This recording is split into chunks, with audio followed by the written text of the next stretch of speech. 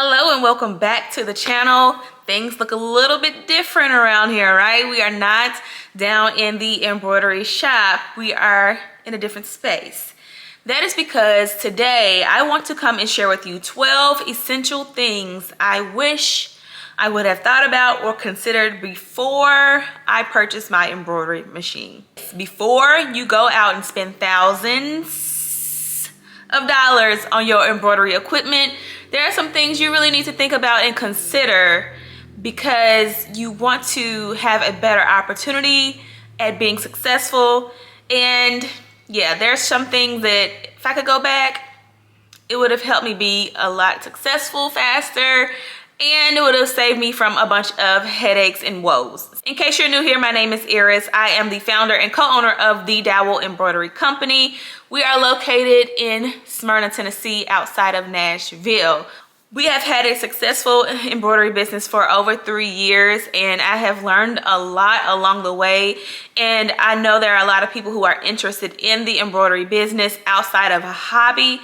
And so that's what I am here for, to share the information and to coach you along the way.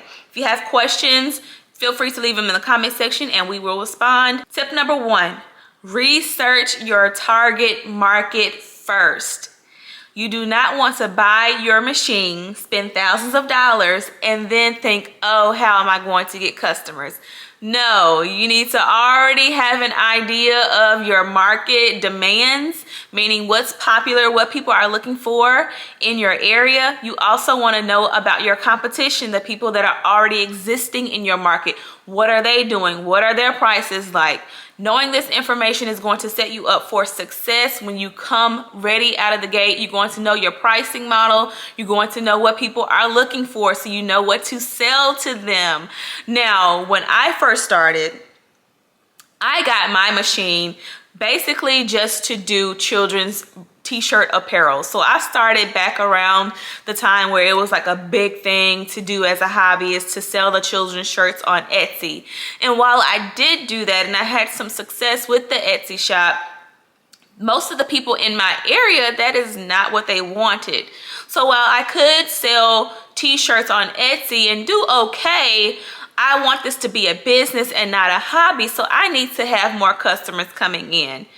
Also, the demand was there to where people were finding me and coming to me, asking me to do things for their businesses and for their local businesses, as well as the small businesses, nonprofits. And so I began to realize this is what people are looking for. This is the market for my area that I need to serve. And so I had to pivot. Definitely want to have, I would say, at least 2 to 3 target market areas that you want to pitch to and cater your business towards, and figure out which one is best for you. If you want to do it strictly as a hobby, Etsy may be for you.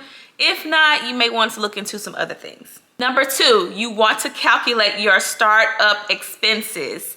While the machine is going to take probably 60% of your startup expense, there's still other things that you need to pay attention to, that you need to purchase, such as your supplies. That's going to be quite a bit, and those are things that you're going to have to continue to replenish in your business.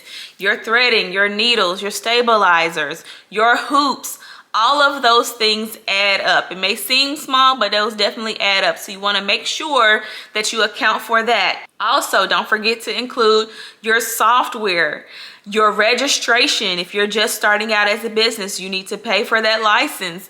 You need to make sure that you're in compliance with your state requirements. Those are a lot of the different things that people tend to not think about when they have the idea about starting an embroidery business and purchasing the equipment. You definitely want to account for all of the funds that you are going to need to be successful. The third thing is to take basic design courses. The art of embroidery is not strictly you putting something on a machine and it's stitching it out. You need to give it the design. You need to tell it how you want your design to look. It's only going to execute what you give it.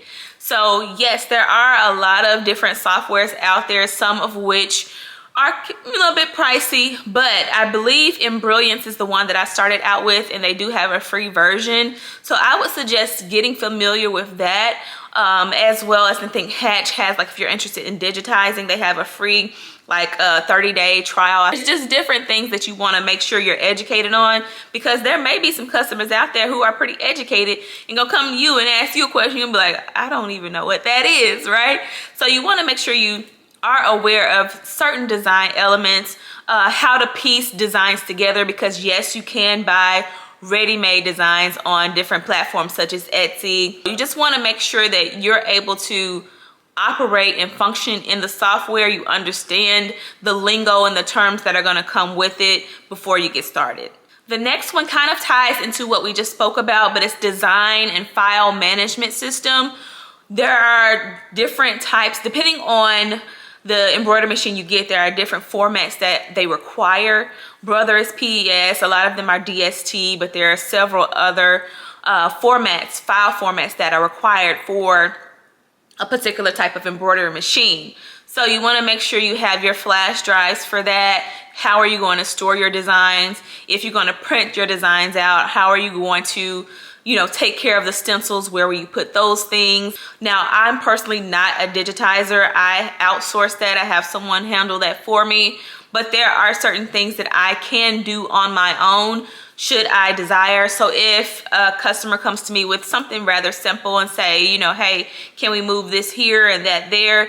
I am able to do that on my own, because having those basic skills is only going to help you in your business, and it's going to eliminate some of that time you're waiting in between getting your design work back, when you can just take care of it on your own. So I think we're at number 5 now.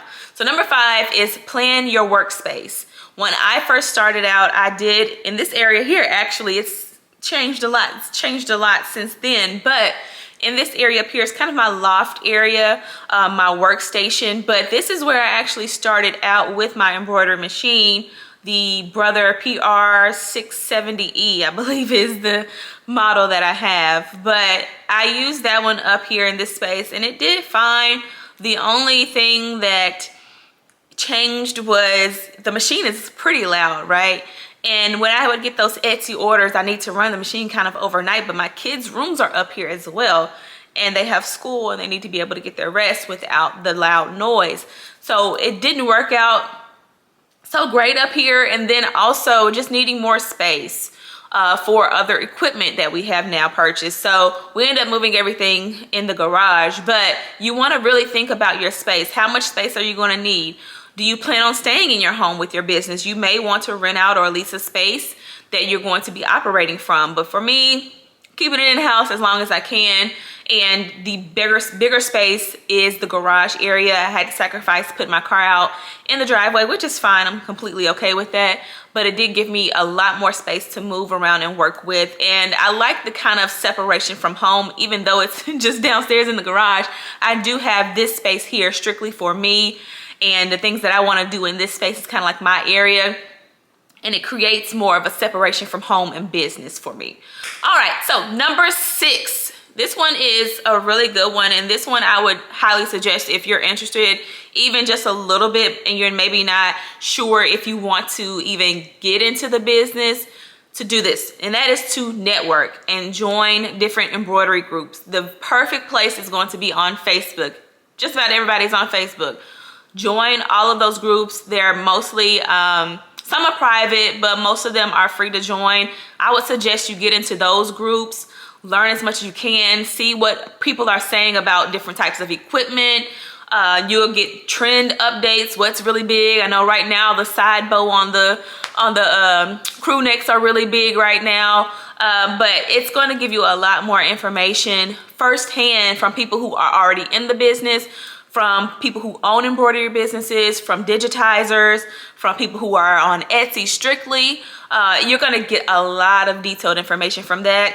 You're also going to gain an opportunity to possibly network with people in your area who are operating in the same business. There are some people here locally close with me. I know about 3 or 4 who I can depend on, and I know I can go to if I need some help in a certain area, maybe a design file they may already have, if I can purchase it from them. You know, maybe we can come in together with a really large order and complete it.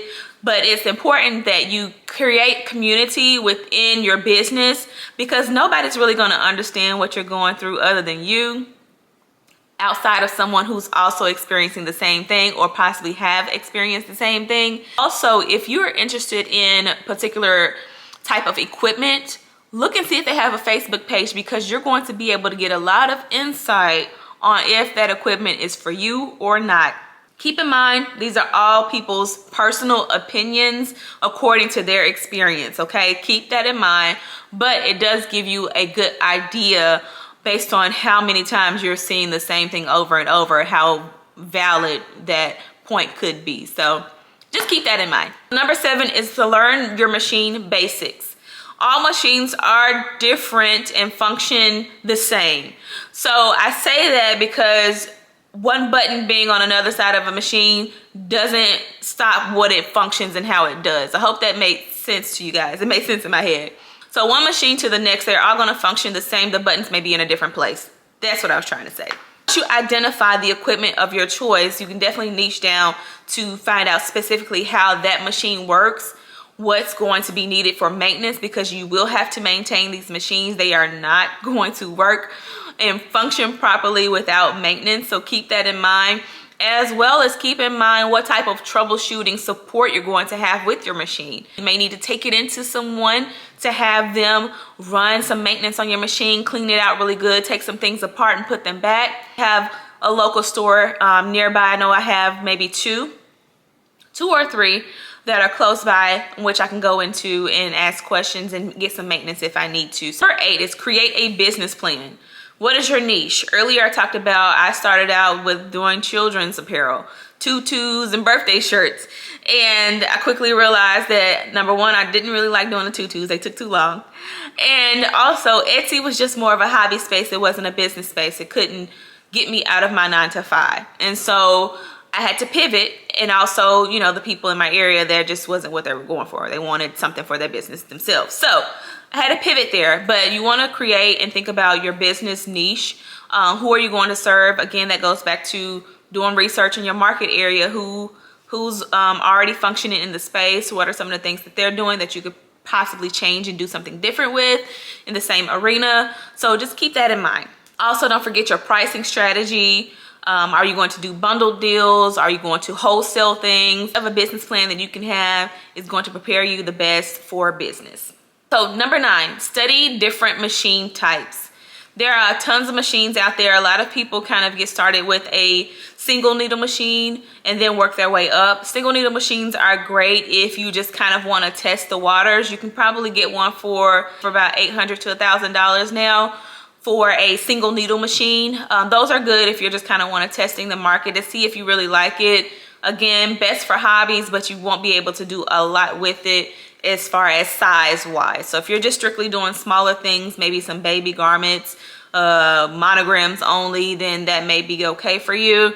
But trust me, if you really enjoy embroidery and you want to get into a business, you're going to need a bigger machine. But there's also multi-head machines too. So even though on a 15 needle, I only have 1 head, but there are 15 needles with 6 heads, 4 heads, 2 heads. So keep that in mind. It just really depends on your business. I wouldn't jump too far ahead, but you definitely want to keep that in mind and research the different type of machines that are out there according to what your interest is. So number 10, we talked about earlier having your supplies and, you know, really thinking about how much all of this is going to cost outside of just the machine itself. One of the things you want to do is probably test some of the supplies that you receive. You may want to test your threads. So you can buy a couple, go to a local embroidery shop, polyester thread is what you want, and just test it out and see what thread you like best. It could be based on different colors. Your stabilizer, you're going to need various types of that. Amazon is a good place to kind of buy and see and test it out and see what you like best. There are different websites like Stalls, All Stitch. I mean, there's just a ton of places where you can go to find different materials. If your interest is probably applique, then you definitely want to keep that in mind. There's going to be some products and things you need to go with applique.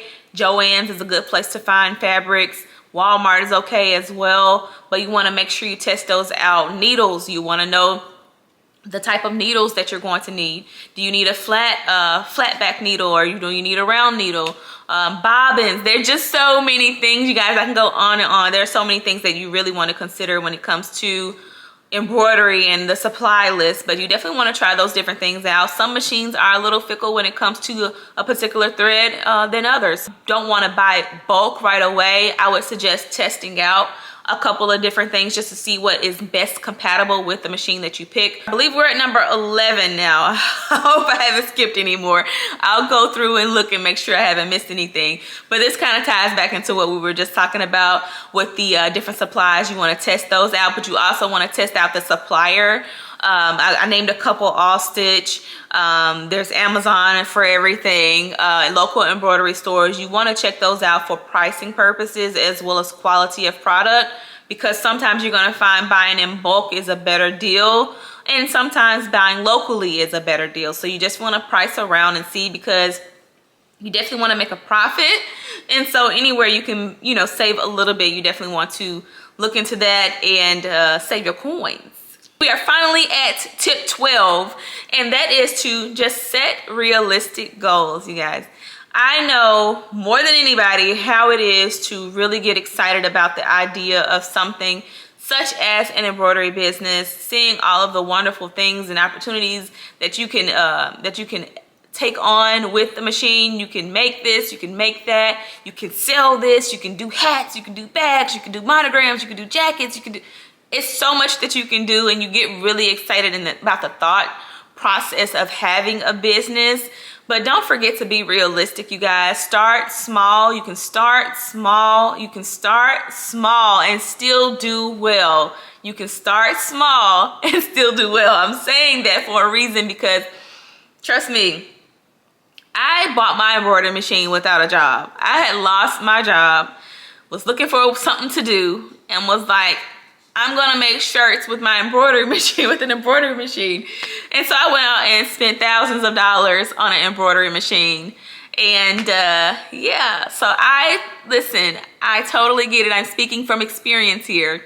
So you definitely want to start small, but just be mindful of all the other tips that I gave out today. Make sure you understand your pricing, how much this is going to cost you, your space, where you're going to put all of this. Make sure you have your licensing and all of that together, your niche, your market, who's going to buy your product, what are you going to sell. Keep all of those things in mind before you buy your machine. Now, I know there's going to be someone out there like me who's going to buy their machine first, but just keep in mind, don't fret. All of these tips and stuff are still for you. You can still follow along even with that embroidery machine in your presence and still have a successful business. Again, don't rush the process. It's going to be a learning curve. You're going to be frustrated at times. You're going to want to quit the business sometimes. But if you really love it and enjoy what you do, you just can't stop. I'm speaking a lot from experience here with the embroidery business. Again, I've been in business for over 3 years here. And I'm still in my house, right? But it doesn't mean I'm not successful, because I very much am successful in my business. I have a lot more things to share with you guys regarding the business. All right, so this video has gone long enough. I hope you guys took something away from all of the tips and information that I've shared today. If you found it useful, leave me a comment and let me know. If you already have your machine like me and purchased it before you kind of consider some of these things, let me know where you are in your process right now. There may be some things that I can help you out with, and some information and support. If you're not a subscriber, go ahead and hit the button, and don't forget the bell. And I will talk with you guys in the next video. Bye.